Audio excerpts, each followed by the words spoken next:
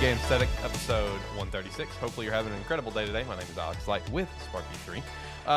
Back at it again. Second episode for this week, of course, with all the big announcements that we had this week. We want to get another episode out earlier in the week. We got Zach here at the beginning of the show this time. Zach, how are you? What's going on? I'm doing good. And I'm going to be honest. I know we already did a show this week, but at the same time, I got ready for the show this morning and went, are we doing it in the studio? I had a question, huh? I didn't question that till I got here. Yes. John, how are you? I'm doing all right. It's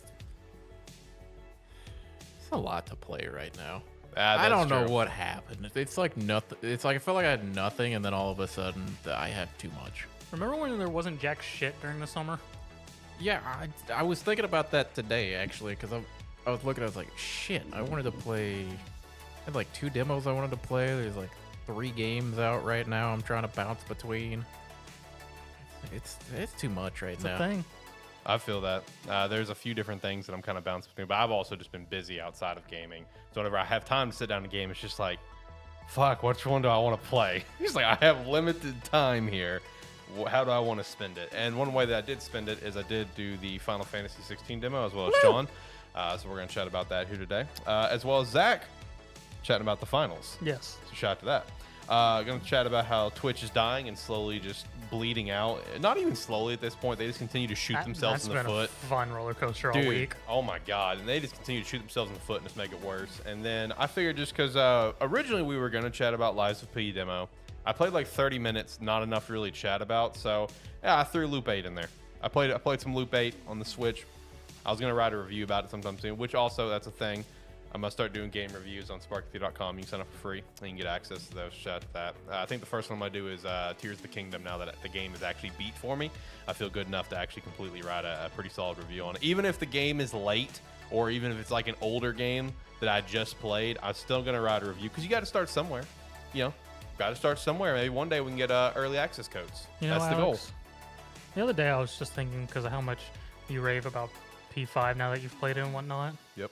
I just want to bring over my PS3 and load you into a file of P1 and see how that goes. Man, I was looking at a list earlier for Persona, and I was reading about Persona 1 because they had Persona 1 at the bottom of the list. And I'm just like, that just sounds like an experience. It is.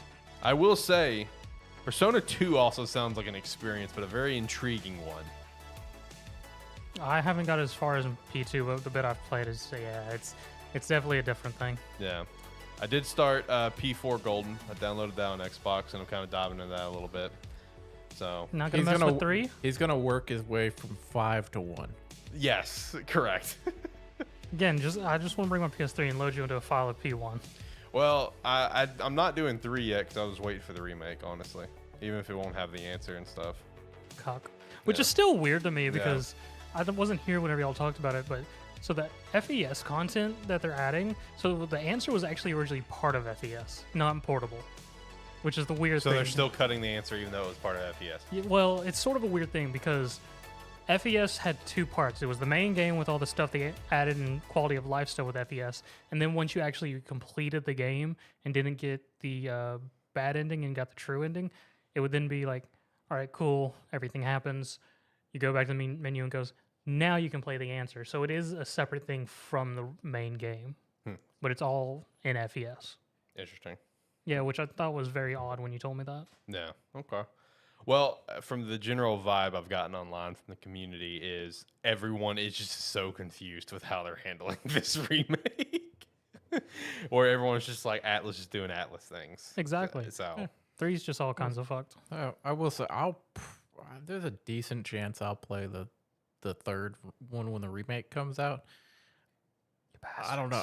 Well, it's one of those where I have dipped my toes into Persona 5, but I haven't just jumped all the way in. So maybe I will eventually. The bit of time I have that's not 2 hours before I have to pass out, I've just been running a gauntlet. Because I started another P3 sequence, which if I actually get time won't take too long to finish, then I'm going to do a P4 again. Right. And then probably round back and go finish my P1 run. How are you doing that if I keep seeing you on Steam? I said again.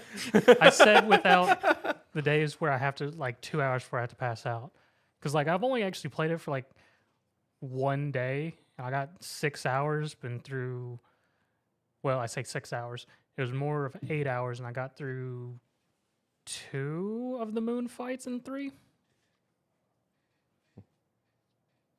Nice.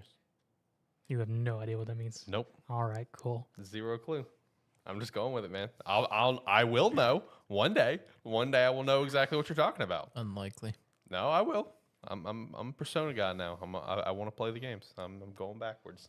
Just like what you said. I'm going for 5-1 basically. You know, with doing the portable thing, it is very interesting because a bunch of the shit's happening. I'm just like, this is going way too fast just because of all the quality of life and bullshit they made it easier. Because I did have a pass to just max out stats within like the first 2 months, and I'm messed up now because there's so many other options. So, all right. Like I said, today's episode, Final Fantasy 16 demo, the finals, Twitch stuff, Loop 8. Then we'll just hit all the weekly wrap up. Probably going to be maybe a shorter show, maybe right an hour. We'll see. We'll see how that goes. So let's just go ahead and jump into the Final Fantasy 16 demo. So this was a game that obviously John was already very excited for, coming with the demo coming out. I was interested. I think you're interested to play it at some point in time, but not right away. It's a kaiju fighting simulator. Basically. But John and I have both beat the demo. John, what you think? How long is the demo? Two. I'd say 2 hours. Yeah. Okay. Yeah. What I'll say is, because you basically you play the opening sequence of the game. That carries over into if you buy the retail version of it. So yeah, your save data will carry over into it. What I'll say is from what we got in the demo, Final Fantasy 16 has the potential to be like up there for the best game that I've played this year. Like when it comes out, because the story, it's like we didn't get a whole lot with it, or we didn't get a ton with it, I'll say. But what we got in the first like opening of the game, fucking dense. Yes. Especially towards the end of it, and it looks fucking cool. True. And Zach, your comment about kaiju fighting simulator. Fucking cinematic as hell. I was supposed to say that's what I've thought about this game the entire time. The first time they showed the summons transformation things. Yeah, which I am super interested to learn more about now. No, I am too, especially with how like the last sequence of the demo went. I am too, and with the cinematic thing. No, I mean like general combat or the kaiju stuff. It is very heavy. Like it really puts on a show for you. Like it looked like it in the trailers. Yeah, like when just doing your general combat and stuff, it just has those cool cinematics. You can do cinematic dodges and cinematic strikes, which are pretty cool. It's a thing where so far, like the boss fights, put it in air quotations because it's clearly like, hey, this is the tough enemy that we're gonna teach you the mechanics and everything. Yeah.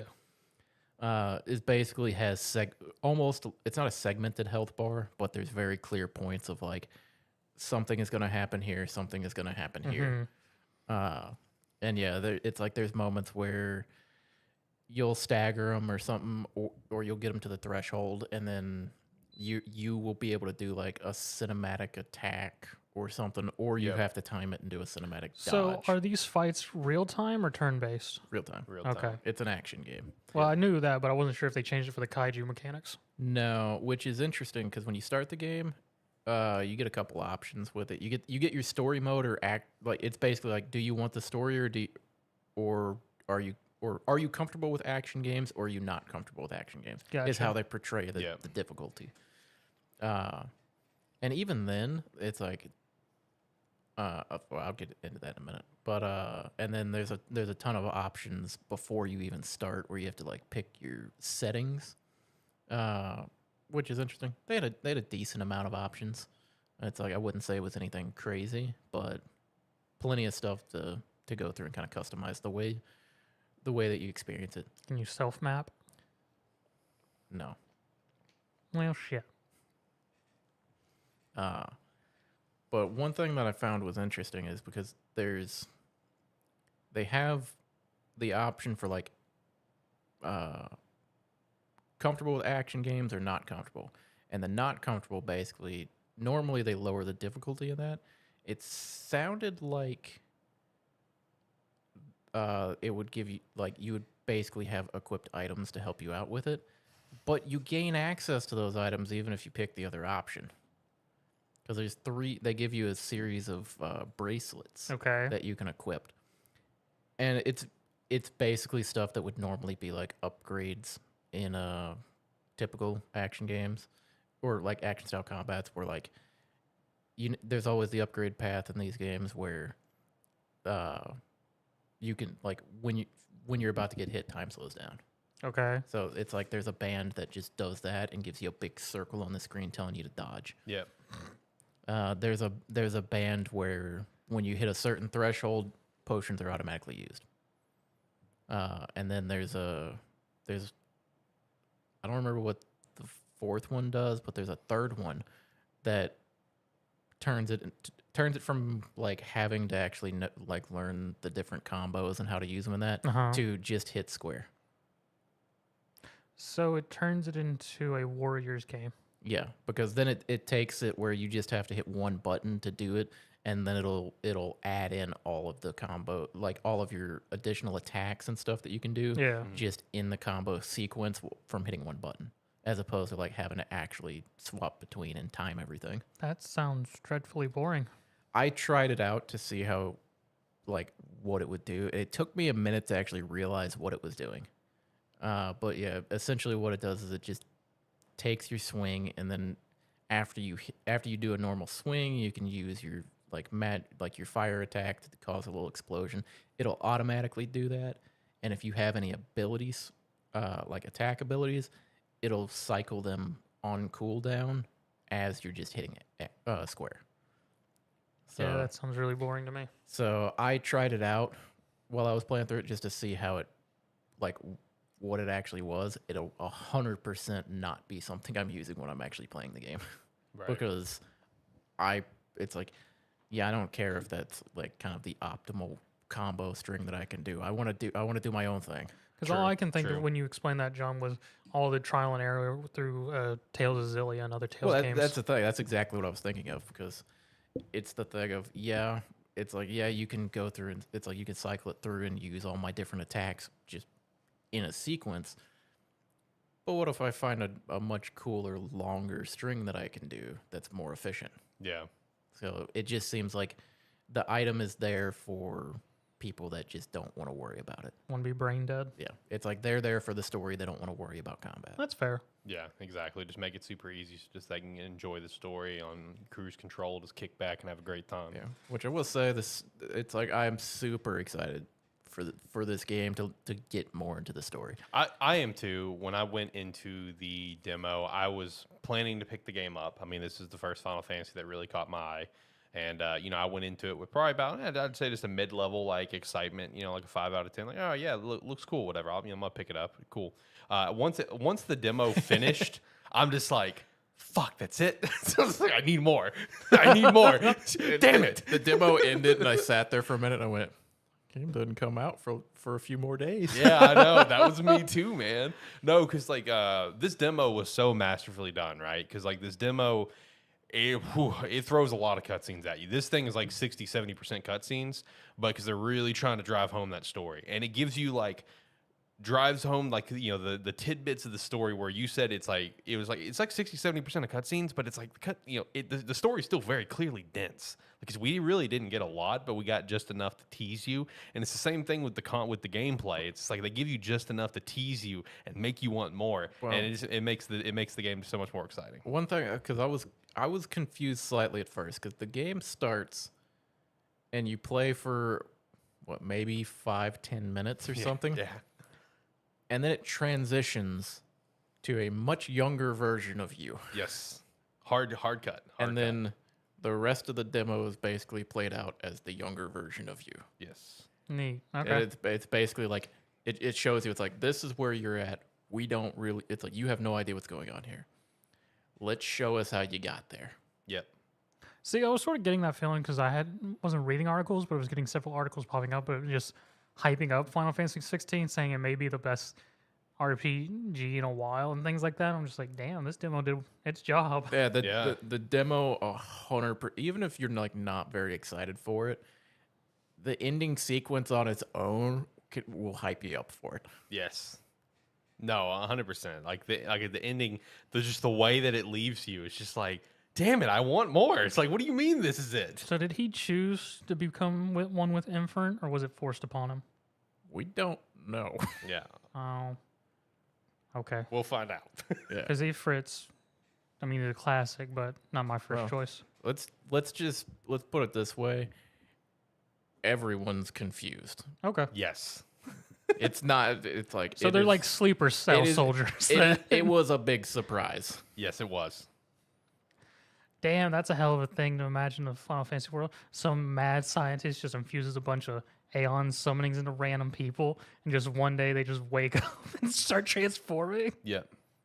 No, and in terms of just the general like gameplay and stuff going into the demo, one thing that got me really excited was just seeing all like this continued like news reports coming out of like, oh, this studio worked on it too. Oh, this studio worked on it too. Oh, so did this studio. This studio helped out too. And people's just like, God damn, Final Fantasy 16 is like the Avengers of action games in terms of the studios that came together to make this game. I missed that list. Yeah, no, dude. Yeah, there are lots of like Platinum worked on it. There was a couple other studios that I know like the director that's done like Devil May Cry. And a few other games along that genre. Like he came out and commented that like, he's had a lot of history with this genre. He's done a lot of games in this genre that he's really proud of, but he considers like the work that he did in this one like his masterpiece. Like, bro, it's just like a list of studios where everyone's just like, bro, it's like the Avengers of action game developers. I will say, like, see with the few tools they gave us with like how combat is gonna work. Mm-hmm. I'm very excited for like higher, like getting to like the Mid-game? middle of the game to Yeah, end game in there me too. because it's gonna be fun. Did you mess with any of like the ability upgrades in that? No, I didn't mess with the ability upgrades. So Okay, because go ahead. here's a question for me, because I know from all the trailers and whatnot, it's more or less made it seem like it was just going to be our single MC hero and whatnot. Did y'all get any feel from the demo that there was going to be some party member mechanics that's usually traditional? I don't know about party mechanics. Yeah, I don't know about that one. At least in the demo, it's more like followers. Yeah, like in the demo, you had some followers with you, and they half-ass helped. I guess It's like you can't control them or do anything but with like them. They just kind of did their own thing. But like once you actually get to the point where we have like our companions, I guess like maybe we'll see. Okay. Because that's still been the questions for Final Fantasy 16, because all the trailer stuff we've shown has been mostly focusing on the MC and then the whole kaiju fighting, and hasn't been a whole lot into party members and companions, which is very traditional for Final Fantasy. Yeah, which I know for this game, like I mean, this is a game that the developer, the lead director, he spoke at length that he wanted to break away from the tradition. Yeah. He wanted this one to really set a new standard for Final Fantasy going forward.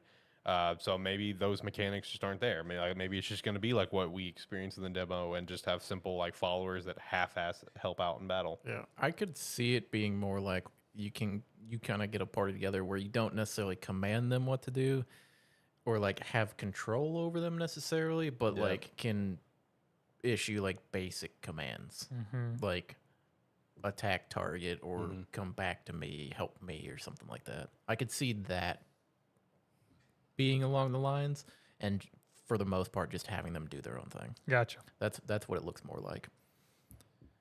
But yeah, it's like as far as like upgrading abilities and that, I briefly, or I spent a little bit of time looking into the panel for it, because of the Phoenix abilities, there were two or three that were unlocked, because it was like the dash, the wing attack, and I think the firebolt were unlocked, but there's like 4 or 5 more that just showed locked, that you couldn't even read what they were. And then there's there's a bunch of like basic ones that just add additional attacks and stuff to what you can do. So like you could add into like a downward slashing attack when you jump in the air, or you could add in a like dashing thrust attack for enemies that are further away. Things like that. And it's like adding in charge abilities where like you could charge up and then like charge the ranged attack to do more damage, charge the sword to imbue it with fire and things like that. So just some basic additional ways to like string combos together without having to have abilities, because that was like because then there's also like leveling up to get additional abilities as well. And there's like and there's abilities focused on doing damage, and then abilities focused on like destroying their will and staggering them. Yeah. That seems to be a big focus for the tougher enemies in the game, is they have a stagger bar, basically. And as you do more damage to them, you knock the bar down, you get it halfway, you get a mini stagger where you basically like you do additional damage, basically like everything crits during that time. Okay. And then when you completely knock out the bar, it's a longer stagger. But yeah, I'm excited for it. The combat felt good, especially for it being the beginning of an action game. True. It's like they gave you enough tools to where you can see where it's going. Yeah. No, I'm excited to play it. Won't get to play it immediate upon release, just because I'm gonna be kind of going out of town and stuff this weekend. So yeah. Also, I won't be here next episode. That'll be these two holding the episode down. But I am looking forward to getting my hands on it whenever I come back and play it. I'll probably be jumping into it right away. Yeah. I'm not sure what I'll be talking about next week. Wing it. Have a good time. Evercore? I have Evercore, but with mine, I'm talking about today, finals. This is apparently a week-long playtest for it. Yeah. Wow. Let's jump into it. What's going on?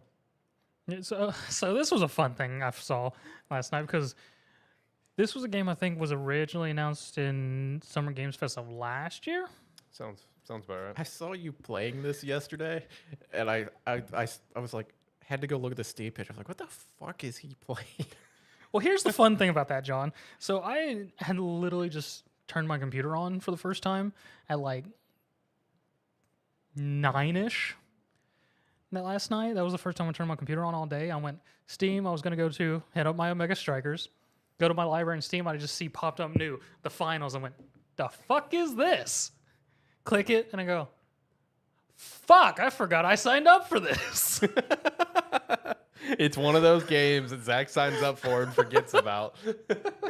So this is actually its second playtest, and as I just said, it's a week-long playtest. And so the finals, to break it down, is a 3-man capture and secure gameplay, because it's 3 teams of 3. Your goal is to get to a vault of money, unlock the vault, take the vault to a cash out, and then defend the cash out to get the money. And the entire time, this is during a firefight on different stages. A lot of one stage is a lot of verticality. It's on high rises that are connected by bridges and lots of open space and things like that. Then the other map that I've played, I don't know how many maps there are. I've only played 2 at this point. I only actually played like 3 rounds last night. Was one with much closer quarters areas, narrow alleyways, buildings with very close quarters, where things like that, and a lot more of spacing and verticality. And the best thing about this game so far, at least gameplay wise, is the entire stage is destructible. Doesn't matter what it is, you can blow it up. Nice. So like by the end of my 3rd game, when we're fighting defending the cash box, we have literally like half a building on top of the cash box people have to go to try and steal the money from us. But yeah, overall, I mean, that's the main base of the game. It's the 3 teams of 3 fighting for these vaults to get the objective amount of money. There's two game modes. There's cash out, which is just the base game that I just described of getting the amount of money needed to win or until the timer runs out. And then there's tournament mode, which is a string of games where you get more rewards and experience as you progress. More or less loads you into a match. Well, it does like a bracket setup, loads all teams into different matches. You win, you go to the next round for more rewards against the other teams that won. If you lose, you're out. You'll start again, asshole. And it just goes until there's a winner. And that's what also their ranked mode as well. I haven't had a chance to fully play that, but that's what it explains in the tutorial.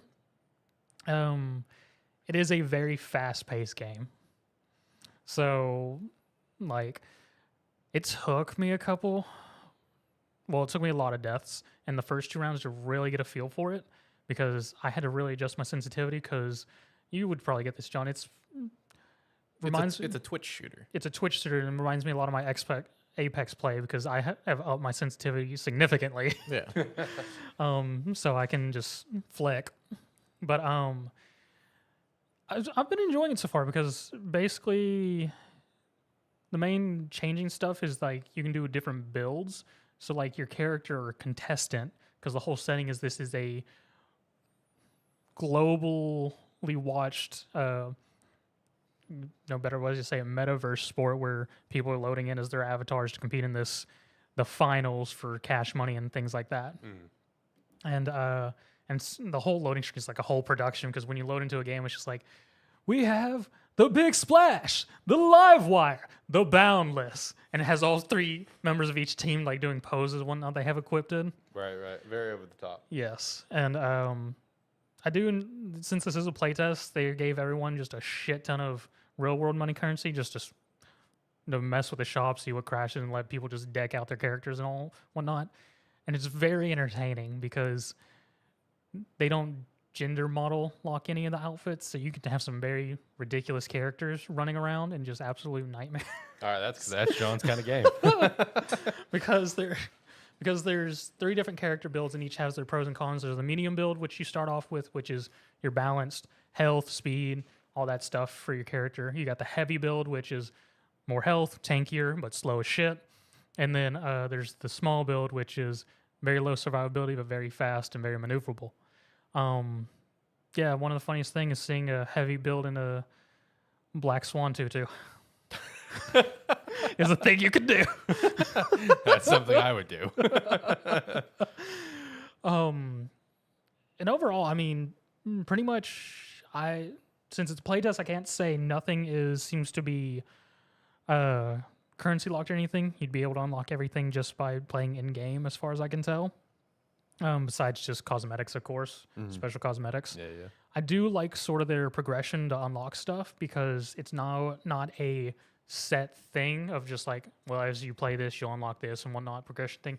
It allows you to choose the things that you think will be good for your build, because like how the progression for unlocking stuff is, it's just a little box that says, choose something to progress to unlock. It starts on a lever action rifle, but you can switch it to flamethrower, new skill like agility, escape dodge, more grenades, mines, other powers like a grappling hook, and allows you to choose which weapons, abilities, and things you want to unlock in whatever order you want, based on how you want to specialize your gameplay. That's interesting. I like that, because that's not usually how it is. Yes. Like I've been playing BattleBit, or I played it some today, and it's I mean, it's just a shooter. Yeah. But it's like to unlock the attachments and weapons, and for everything you have to use the weapon to get the kills to rank it up. Because that one, it's like the weapons are locked behind rank, like whatever your account rank is, but all of the attachments are locked behind kills with the weapon. Yes. Which is how usually it is. So it's nice that you can just kind of choose. It's like, I want my XP for this match to go to this. Yes, and that's for unlocking the things. Then if you use the weapons, they do have progression masteries, and you get, like, as far as I can tell, at least in this playtest, just like skins or stickers specific for that weapon. Yeah. But accessory-wise and whatnot, it's already there. It's good to go.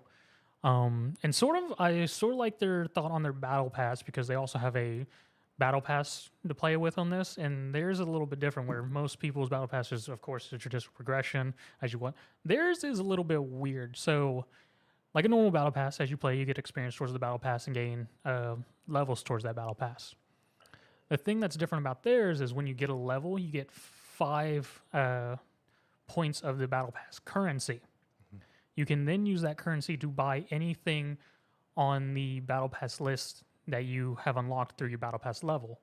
So it's not just progression. So you also can just like on the first battle pass one level, like there's like 5 items you can pick from.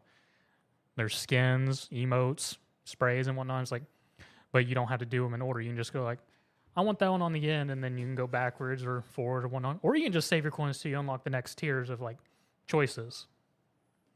So it allows people to more pick and choose what they want on the battle pass if they want to bother with it or not. And since this is playtest, I don't know if any of that battle pass currency will carry over. I would doubt it to the next battle pass. But it is definitely a different mechanic where if people like running low on time or whatnot, they can pick up the things they want rather than... Yeah, because it basically, you're saying like when you unlock the tier, you unlock the rewards to choose from in whatever order that you want to. Yes. As opposed to it being like, well, this skin is on tier 15, so I have to play until I get to 15. Yes. Okay. Yeah, that's interesting. So yeah, overall, they have definitely some different ideas from what most games are doing and whatnot. Overall, the gameplay I enjoyed it. The 3 rounds I played were very enjoyable. Was a bit of a learning curve, though, just because of the verticality of the game, because it's been a while since I've had a game that used a lot of verticality, especially on that high-rise level and whatnot, because there's a lot of grapples, zip lines. Yeah. One of the freaking gadgets you start off with is a damn trampoline. And it does add some interesting thing because they have, like, because it gives you a lot, because there's, like, gas mines, which I discovered has friendly fire. Game doesn't warn you about that, so I accidentally wiped my entire team with that. They have sonar grenades, which are fun to use, regular frags, incendiaries, goo grenades to help build just portable cover in the middle of a firefight if you're getting, or defend, because one of the other key things is once you're the team that has the cash, you got to defend it, because no one else can claim it until your ass is dead. So it does add a lot of versatility, and like looking through all the gadgets and whatnot allows for a lot of different gameplays. Okay. Is that one that's gonna be on your radar now too? I don't know. I've got, like I said, I got a bunch. So much to play. I got a bunch of other games I'm playing because, like, I mentioned it before, but it's like game I started playing today is BattleBit Remastered, which I've talked about before. It's a 120, or it's a low poly shooter, 127 versus 127 lobbies. Yeah. It just went into its official early access. You can pick it up for $15 now. Playing it, it's a lot of fun. I was thinking of it when you were talking about the destructible map. Yes. Because the entire map isn't destructible, but most all of the structures on the map are destructible. Yeah. So like buildings can be knocked down, windmills can be knocked down, which is always fun because me and my buddy will be playing it. And we'll get on top of a windmill and snipe people across the map. Yeah, engage in sniper fights and stuff. Inevitably, somebody, like we kill somebody a couple times, they get tired of it and they come blow our windmill up. I'd say the map's mostly pretty much all destructible. I think there's a couple things that we didn't really get to destroy. So like there's some, but it's a very destructible map. And it's sort of scary when you're defending a vault. Like the first ability for heavy is just a bull rush charge. Hell and yeah. someone just comes through a fucking wall and everything in front of me like, shit! That sounds hilarious. Because that's what happened to me. We had the save. I was like, all right, we're good. Then just fucking the juggernaut rolls through. Kool-Aid man up in here. I was like, shit. Oh yeah. He rolls in and just starts unloading on us with an LMG. Oh, dude, that's funny. That sounds hilarious. I only played 3 games, but I haven't a lot of fun with it. So I'm Play probably more gonna- when you know. Probably. Yeah. Don't know what I'm gonna play when we're done with the show. We'll see. I mean, I'm honestly probably gonna play some D4. It's fair. Like, I picked up D4, so I may hop back into that. I've been enjoying it. I've been playing my druid Finally got my build going and it feels good to play. But I'm also trying to level a rogue, which fucking wild to level. It was a completely different experience level, like starting to level a rogue versus a druid. I just feel like a god. But yeah, it's like honestly, I'll probably play some more of that. Let's talk about Twitch. Let's chat about Twitch real quick, because Twitch has been dying for a while. R.I.P. Yeah, it's been dying for a while. But like just within like the I don't know if last month. dying is the right word. Yeah, What would you call it? Well, I wouldn't call it dying. I mean, it's slowly. I'd like, call it self-hemorrhaging. I call it it's dying. bleeding. It's bleeding money. Yes, but you can't really call something dying when it averages at 1.1 billion people a month That is to true. tune in. Currently. Yeah, but currently, It's slowly dying. but it's been averaging that for a long time. Yes. So it's Yeah. like when you're getting over 1 billion views a month, I don't know if you could really call it dying. If that number starts Dipping. falling, then we can say something. But it's still, it's like, yeah, it's bleeding money, but it's still the premier way to watch. But as of right now, after this week's fun stuff, it is definitely hurting itself on having they took a people hit. who want to Oh do yeah. partnerships with Twitch and getting rid of the faces that bring people to Twitch a lot Yeah. of times. So, I mean, obviously, this has been an ongoing thing for at least 4 years Yes. now of Twitch making notorious changes, whatever. But the big thing that happened a couple weeks ago, we didn't mention it on the show as in any capacity, not a weekly wrap up or anything, was them putting out this huge blog post explaining how ad content works going forward, how you can only have certain ad related things like up in the corner down. You can't run ad videos, so obviously that hurts us, especially like smaller streamers to run ad promotions. Whether it's like, let's say you're partnered with, Rogue Energy or something, you cannot run any ads on that besides like something like, it was just a giant, like, what the hell is this? You're fucking with our money. Well, it was a weird, like, crackdown almost as well. Yeah, because it was. because the numbers that they put forward saying that were allowed were also comically small. Exactly. So again, that happened a couple weeks ago. They immediately backtracked on that after an unbelievable amount of backlash.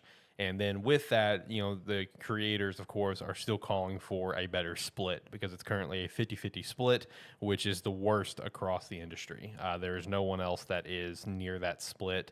I think Kick is at a 95.5 or a 90-10. It's a 95.5. I don't know what YouTube is off the top of my head. I mean, YouTube monetization is wild and all over the place.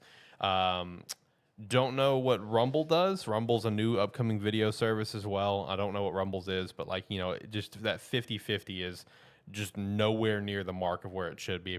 Creators are calling for 70-30, which now Twitch introduced the Partner Plus program earlier this week that will allow certain creators to access 70-30 for up to 1 year for up to $100,000. But they have to have so many subscribers Yes. consistently for 3 months before they It get is into like it. 350 reoccurring subs, and that Yes. does not count gift subs. And it's like to qualify for it, you have to have those subs for at least 3 months. Yes. Yes. And someone did some numbers earlier. I saw this earlier today. I think it's out of, I could be off on the total creator amount, but I want to say it was 40,000 creators that would technically be in that, or partners, I think is what it was. And only 1,000 actually qualify for this.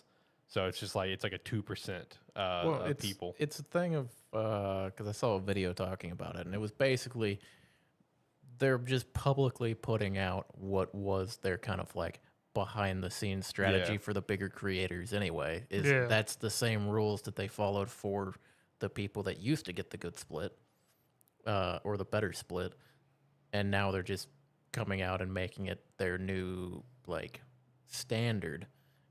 But even still, it's the amount of people that actually get affected by that is laughable. Yeah. Compared to how many people are streaming on there. Yeah. And then the biggest bomb drop that happened this week, which is unbelievable, honestly, even though we've reached a point that we've reached where like we saw what like Ninja got with Mixer. For the Yep. people that remember Mixer, you know, obviously content creation is a very successful business model for, you know, a various amount of reasons, including just streaming. But just like one of the biggest bomb drops that we could have possibly got out, you know, coming out of left field, XQC getting $100 million 2-year deal with Kick, and that deal is non-exclusive. He can stream elsewhere if he wants. Fuck. Yeah.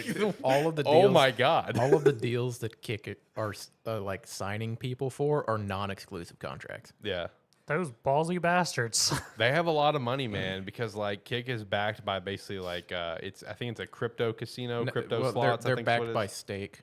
yeah, Oh, yeah. okay. So the owner is in some way associated with Stake. So all of their ads and everything, like just in general, come from that. Yeah. So they have a lot of fucking money. Yes. So they really give no fucks. Yeah, and the funny statistic about XQC's deal is like I saw someone put it up where it's like this is like the 12th highest sports contract currently of today. And granted, Well, it's not a sport, but it's like you just compare it to sports contracts and he would come in at 12. I saw a funny picture, and it was XQC $100 million Was it 2-year LeBron contract. thing? It was the LeBron Yeah. James $92 million contract. Yeah, no, LeBron's deal. LeBron signed a 2-year deal for $97 million, is what it was. And Yeah, then it you was have XQC with a $100 million deal as a streamer.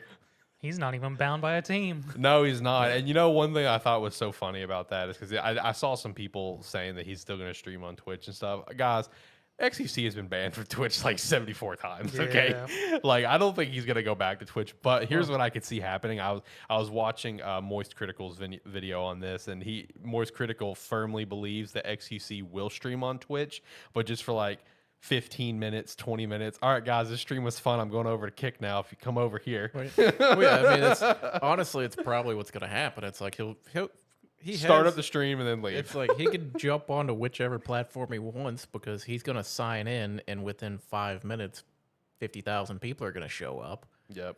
and then it's like just him going, all right, like it's like post the link in chat or something. He'll just be like, all right, going over to Kick, come join me over there. Yep.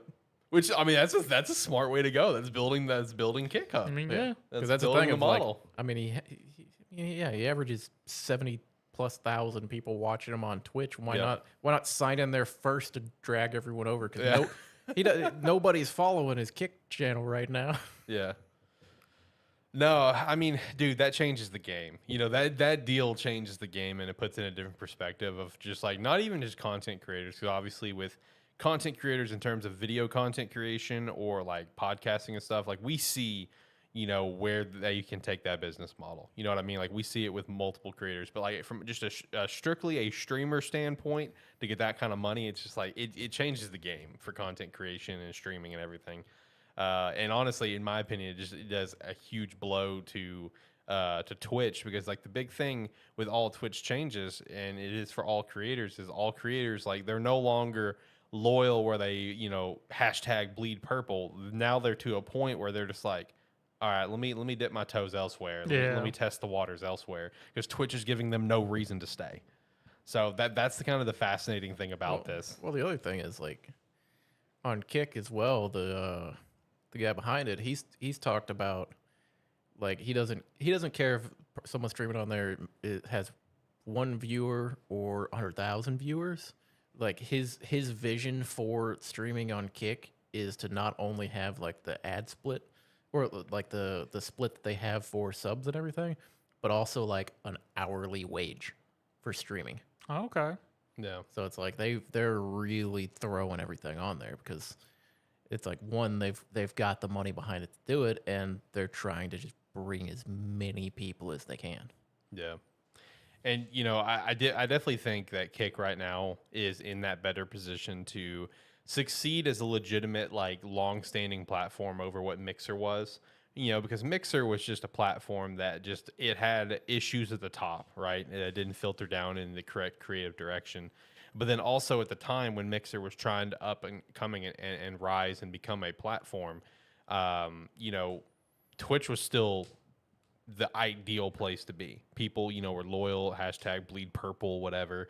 But now where we are with Kick, like, even if Twitch backpedals, even if Twitch, makes changes to make the platform better, I think too much damage is done where Kick is going to be a legitimate platform it's like and you can- legitimate thing to rival Twitch. It's like you can only Yeah, make so easily. many bad decisions that piss off everyone on your platform. Yeah. You can only do it so many times before like all of your top people are like, all right, well, obviously you're not changing. You keep making bad decisions and you only backpedal when we all rebel against you. So fuck you. And Basically. even when they do come back with a, well, here's our counter offer, and they're still like, well, this is still shit. Yeah. No, it's been a fascinating story to follow, and on the other side of things as well, I hope that with all the big moves that Kick is making to continue to become a better platform, I would love to see YouTube continue to try to make, which they've done so much to make live streaming better and continue to add to it. I just hope they continue to do that even more and really make live streaming on YouTube also a very enjoyable experience, the same way that it would be on Twitch or anything. And honestly, in my opinion, I was talking to my boy Steve about this. Is honestly, YouTube should just make an entirely separate website for live stream. Just call it YouTube.gg. Boom, there you go. Nah. They're too focused on shorts right now. They No, are. I mean, Shorts is the thing. The thing that YouTube doesn't want to do is they don't want to separate it's like they want everything together. Yeah, they want It's everything like- in one spot. It's like realistically what they need is it's like they need a way to be able to like have an option to follow streamers that actually stream on YouTube as a way to like notify you other than just like the follow that they currently have. Yeah. And they also need some other category to be able to find Yeah, the when people are discoverability. streaming in that, because it's like I don't want, like, just full stop, I don't watch Twitch. I don't watch streams for the most part. It's like I watch like esports events. Like I watch RLCS and occasionally like League or like a big Dota tournament or something like that. It's like that's what I watch live streams for. And those, even then, I'll watch the YouTube stream of it because honestly the YouTube stream of it usually is clearer and Yeah, was ahead about of to the say- time of the Twitch. So it's like I prefer watching streams on Twitch YouTube for those instances. Me too. It's just if you don't know they're happening, they're hard to find. That's Correct. currently what I'm doing is the Valorant VCT in Tokyo Masters. I'm watching it on YouTube these past couple days. Oh yeah, 'Cause it's going on. It's like I much prefer watching the actual stream on YouTube. Yeah. It is. I much prefer it. It also makes it much better if you have YouTube Premium. yeah. Makes it so much better. Oh, does it? Oh yeah. Yeah. Come on, Alex. There's only a handful of us. I know. Well, no, I have the premium. I've had the premium for years. There's a difference? For me, I guess the biggest difference where I find the best value in live streams and stuff is listening to it at work. Just be able to close my phone Oh, and go okay. about my day, because you can't do that with Twitch. You close your phone, it's going to close the stream. And if you don't have YouTube Premium, if you close the phone, it'll stop the video. Yeah. Oh. Yeah. So that's really the big thing for me, is because See, I haven't had to deal with that in years. yeah. The moment they offered it, I bought it. YouTube Yeah. Red? Yes. Yeah. Because for me, like during like let's say work, I'm pretty much 9 times out of 10 I'm always listening to the Pat McAfee show. Yeah. So I just pulled up, turn off my phone, put it in my pocket, go about my business.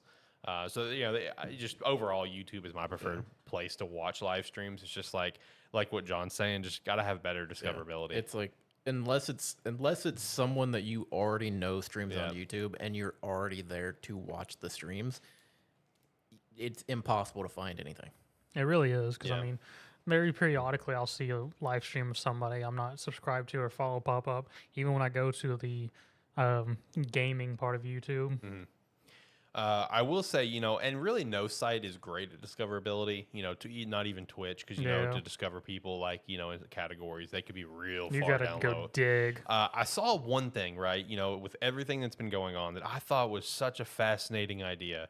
I was watching Harris Heller with his YouTube channel, Senpai Gaming, and he gave like 5 opinions of his own of what Twitch can do to change. And one of them I thought was like the most fascinating thing ever, which he kind of borrowed from Elgato CEO. Okay. Because Elgato CEO put up a long tweet like saying like I would love to be Twitch CEO for 1 year and see what I could do to fix this. And he gave like 3 things why. And the second thing is where Harris kind of went into this is like, you know, Twitch already has Twitch clips, right? Like it's already a thing. It's been a thing for many years, but it's just kind of there. Yeah. There, it doesn't really have a purpose. It's basically like, you know, you see what TikTok's doing. You see what YouTube Shorts does.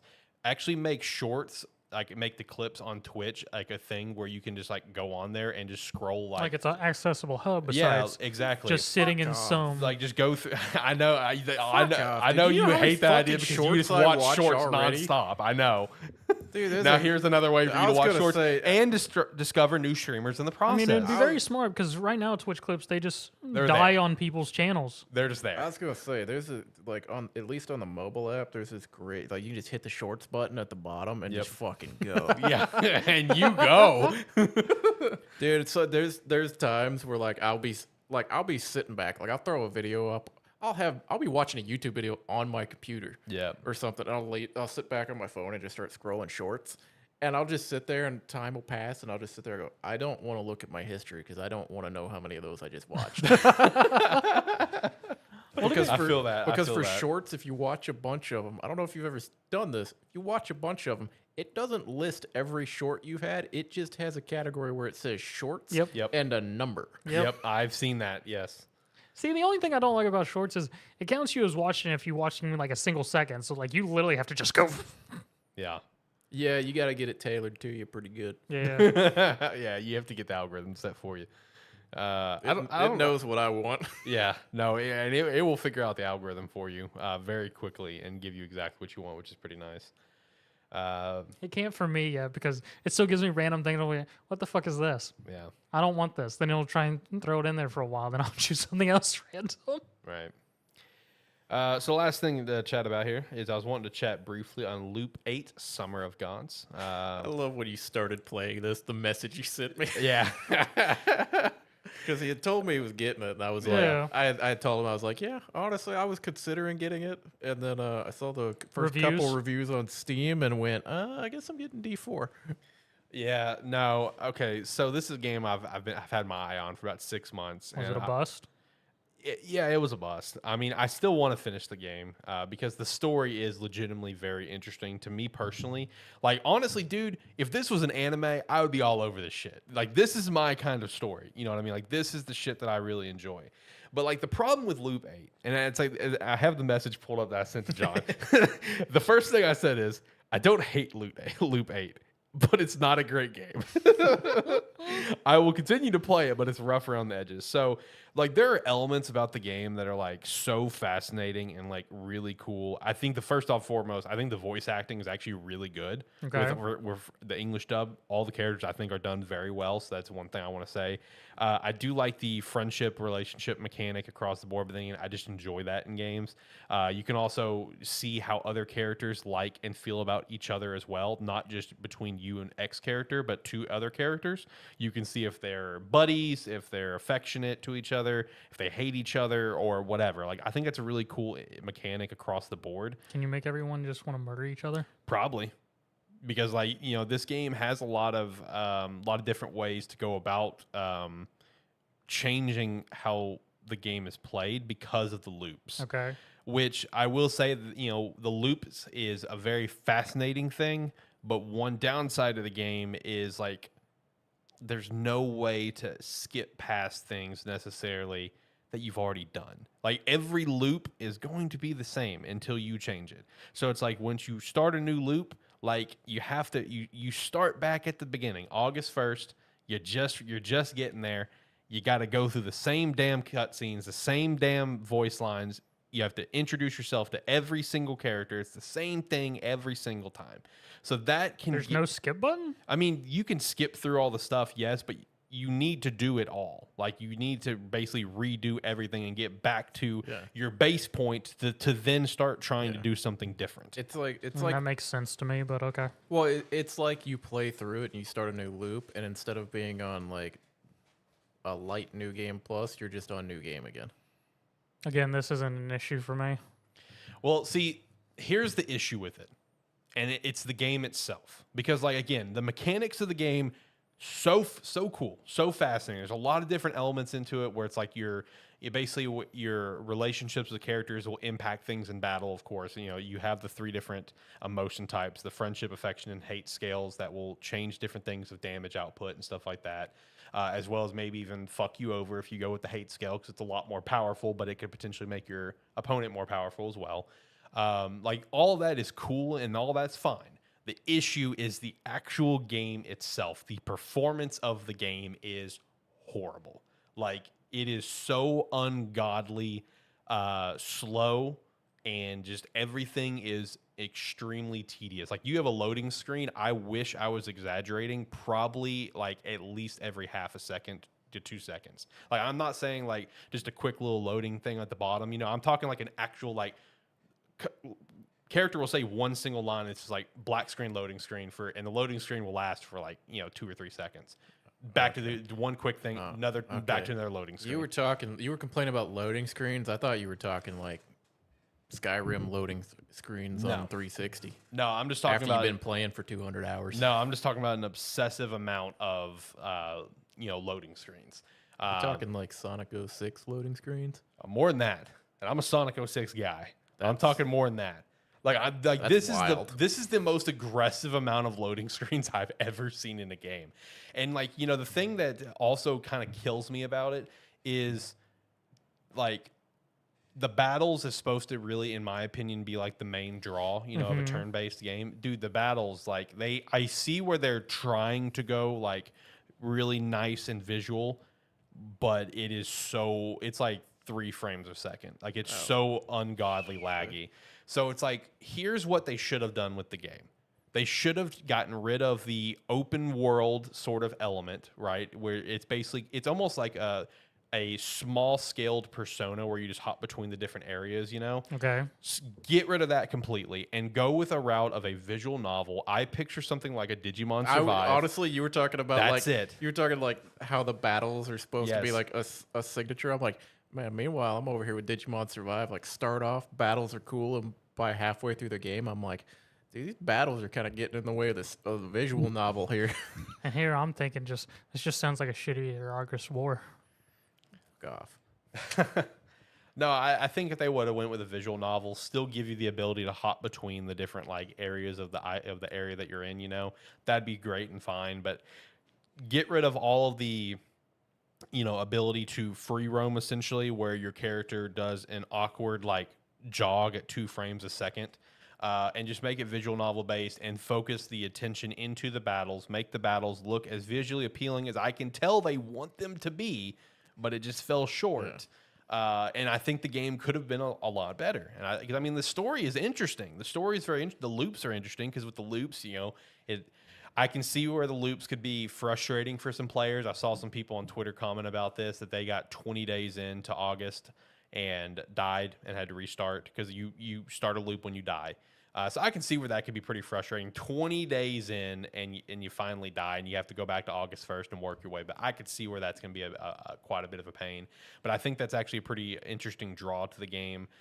You can also just choose to restart a loop yourself by talking to certain characters, where it's like the character they're kind of representing, you know, like, you know, whoever the character is, like, that you meet, like the islander or whatever, and then you start, and then there's another option at the end of their dialogue choices where it's like loop event, and when you talk to them, it's like basically the god kind of takes over that character's body and just like, oh, do you want to restart a loop? So basically, like, if you're like in a new loop and you're not very far into it, maybe you fuck up and make a character hate you that you didn't want you to hate you, just go ahead and just do a quick restart. You know, it tracks all your loops on your save data and everything. So I think the loop stuff is pretty interesting. I think the general mechanics is interesting. I can see where there's a lot of inspiration from Persona with the day cycle, with how just the general like layouts look and everything, the UI. Like, I could tell where there's Persona inspiration. And it was funny. I saw some comments on Twitter of people like reviewing the game. There was one guy that's just like, when I saw this game revealed, I really thought this could be a Persona rival. How wrong I was.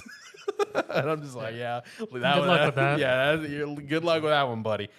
I will say, here you complain about like kind of the open world and that. It's like, yeah, it's one of those where it's like going like with the Digimon Survive comparison, going into it, like people weren't happy with the visual novel, or at least they weren't looking forward to it. Yes. But honestly, it's like going through it and playing it as a visual novel made me much more open to the idea of games doing it that way. Because even like you said, like kind of the exploration and talking to characters and stuff like that, you have all of those same options in Digimon Survive. Yep. And it's like the difference there is just you're not actually walking around. And my God, if they tried to make me walk around in there on a Switch in like Digimon Survive and try to play that game like that, it would have been that game would have been fucked. And all I keep hearing is I was right with Argrist War.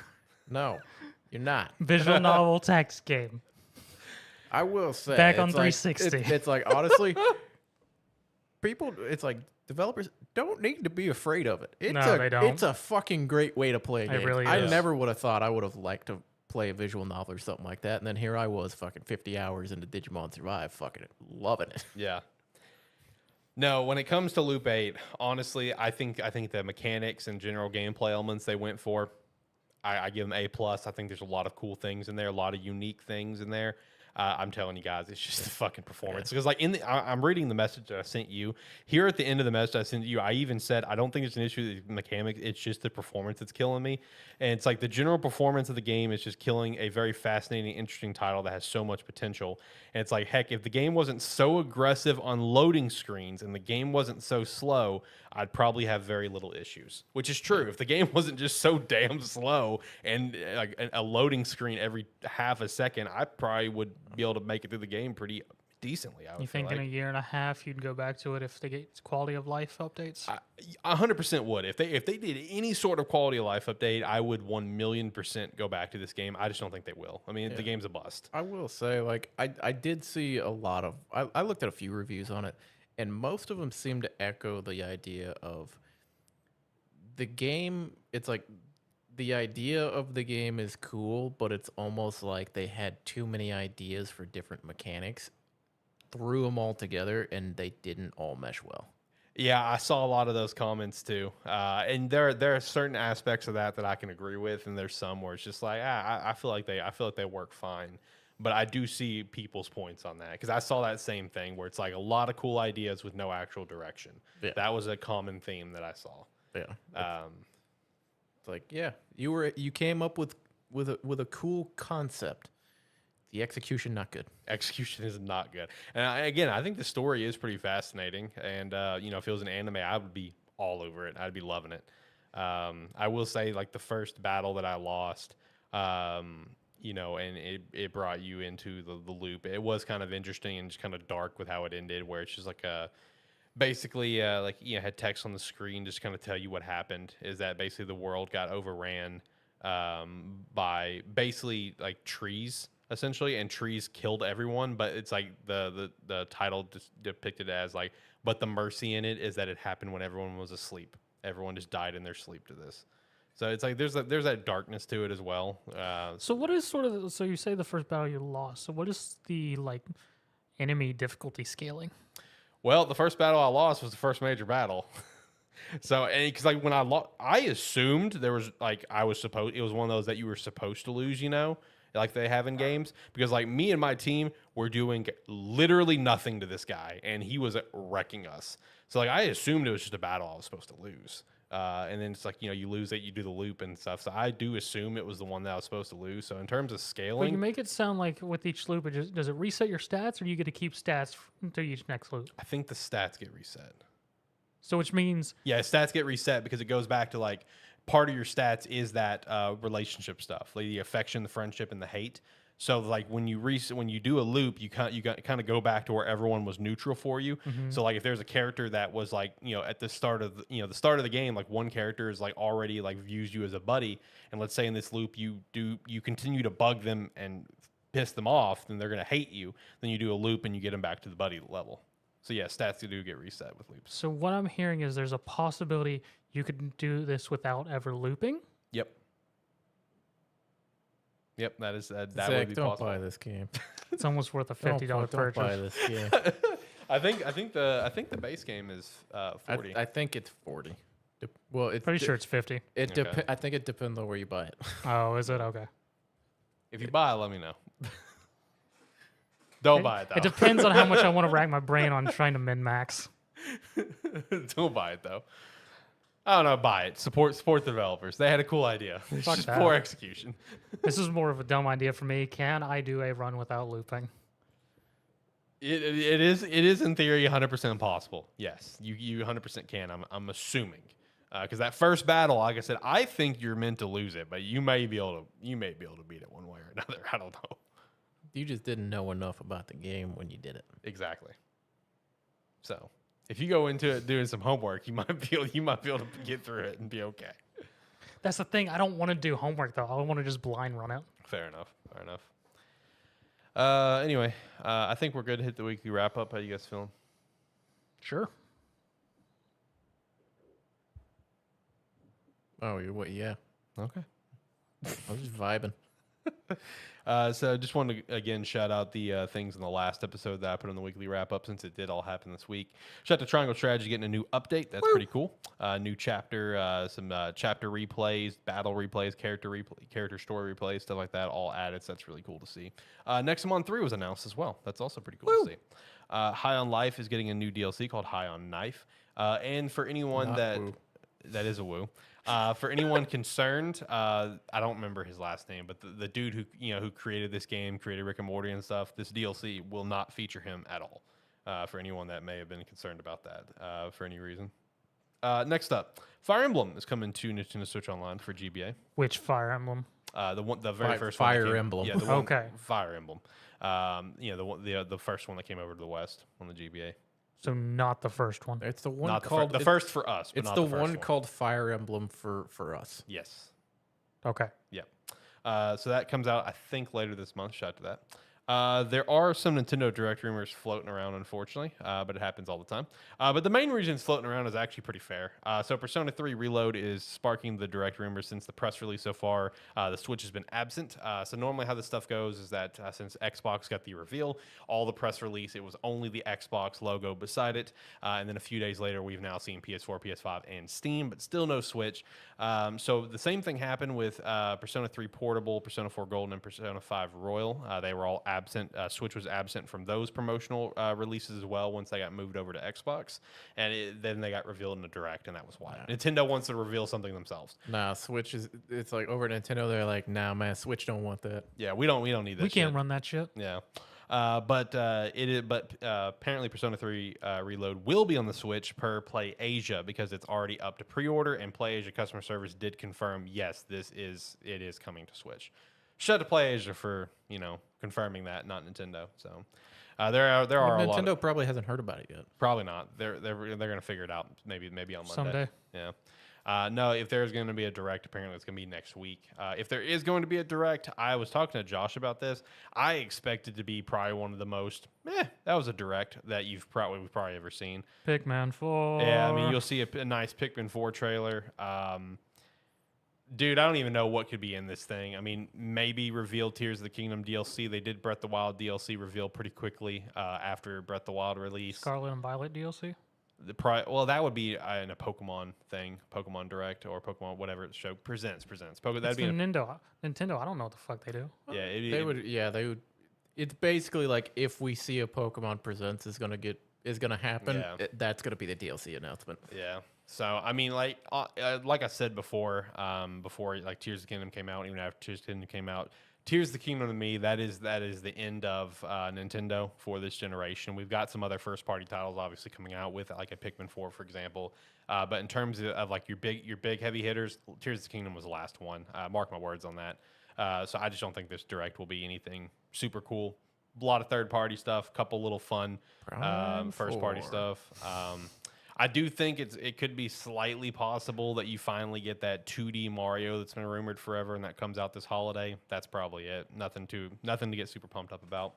The new Bowser Peaches game. In reality, Zach, he's not gonna be here, and we're gonna have the biggest fucking like Nintendo chonker Direct. of a Nintendo Direct that we've ever had. Yeah, I know, right? Like, Which just actually, the biggest thing that- ever. The new console reveal and everything. Yeah. You know, I say that and I'm like, we don't really get that from Nintendo. We normally get like one cool thing. Yeah. It's like one cool thing or maybe two cool things followed by some. Yeah, we knew about that. Yeah. No, yeah. If there is a Nintendo Direct this week, and obviously I won't be here next week, depending on what's in there, that's probably gonna be a weekly wrap up thing for you boys. I was about to say I don't care enough about Nintendo. Yeah, I know you don't, so that's why it's probably gonna be a weekly wrap up thing. Next thing, Skull and Bones beta cuts the consoles. It's now gonna be PC only. That was a quick turnaround because they announced the beta and it was supposed to be on consoles and PC, and then like days later, like, okay, yeah, we're not doing console. They probably got no signups for console. Yeah, this game, bro. Next up, Titanfall 3 was in development for 10 months before being canceled at claims ex-developer. That was a news that popped up this week, but I feel like we heard that before. I think we have. Yeah, I feel like a year ago. That's been a little news bit there. Ed Boon recently said that the door is not at all closed when it comes to Injustice 3, so that's actually pretty cool. That would be cool. I like the Injustice games. Yeah, me It's too. like, I don't play a ton of them. Yeah, but it's like, MK1. but it's like I signed up for the beta. Yep. Whenever it happens. Yep. But yeah, I would be excited for an Injustice game. Yep. Or new Injustice. And the last thing, and I made sure to save it for very last so we can just hit it and get out of here, is some Activision Blizzard news. So recently, FTC temporarily blocked the deal. The court will now begin on the 22nd, run until the 29th. Microsoft seems apparently optimistic about it going. They're actually very happy it's going to court, apparently. But then on the other side of things, there is the report that I'm kind of getting out of the grapevine here that if this is going to get blocked, like after the court thing and everything, Microsoft will not try to do any more appeals and they will officially move on.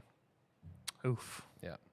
Year and a half or 2 years now, isn't it? Year and a half. It was last. Okay. It feels like 2 years, but yeah, it was like last February range is when this app Something like that. started. So I'm ready for this to be fucking over. At this point, just block it. Just block it, man. See, at this point in my mind, all I would see is like it gets blocked, and then Microsoft's like, "You just want to do a partnership for the foreseeable future." Yeah. Yeah. It would basically it's like, okay, they don't want us to buy you. We'll just become our partner, and then just over time we will slowly acquire you. Yeah. Just assimilate. It's like we will just slowly acquire more and more percentage of your company over time, and then no one will give a shit that way. Yeah. So I don't And know. then everyone else is like, "These 10-year deals." Yeah, I'm ready for this to be done.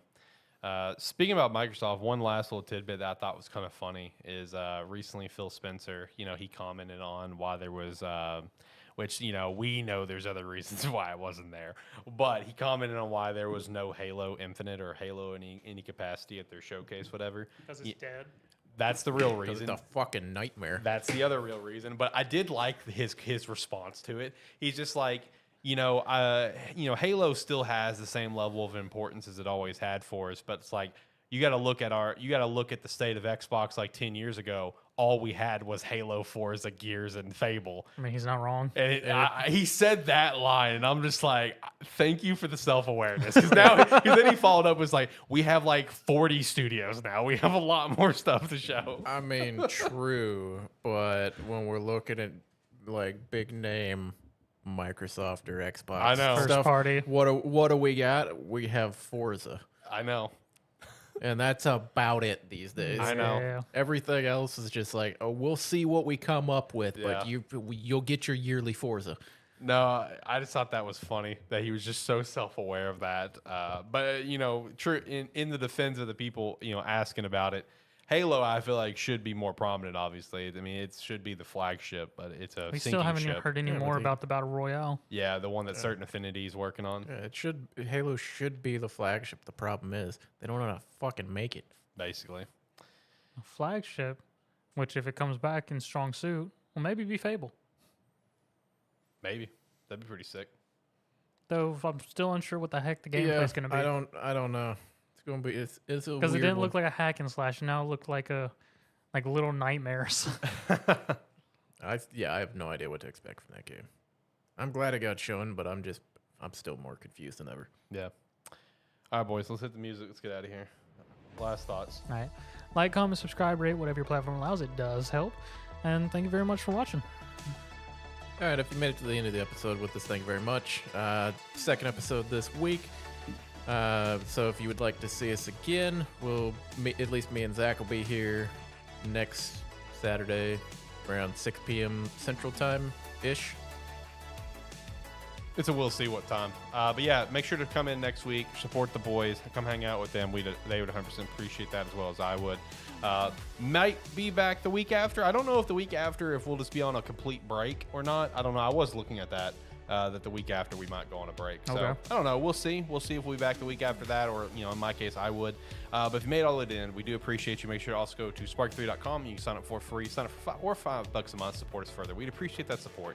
I'm going to start doing game reviews there here soon. So got to start somewhere, in my opinion. If you're going to do if you want to review stuff, got to start. Even if you're like doing the review 3 months after a game release, I feel like go ahead and do it.